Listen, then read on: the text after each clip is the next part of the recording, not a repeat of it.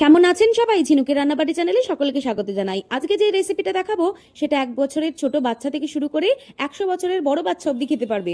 এতটাই হেলদি হয় এই রান্নাটা, আর খেতেও অপূর্ব লাগে।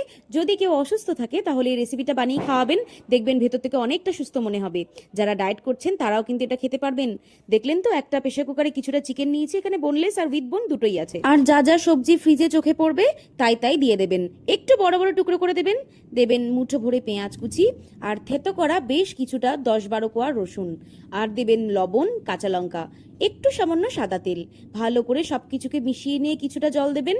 যখন দেখবেন সমস্ত জিনিসটা হাফ ডুবে গেছে ততটাই জল দেবেন, বেশি জল দেওয়ার দরকার নেই, তাহলে স্বাদটা অন্যরকম হয়ে যাবে। প্রেসার কুকারের ঢাকা বন্ধ করে একটা বড় সিটি, 3টে ছোট সিটি, মোট 4টে সিটি দিয়ে দিলেই রেডি।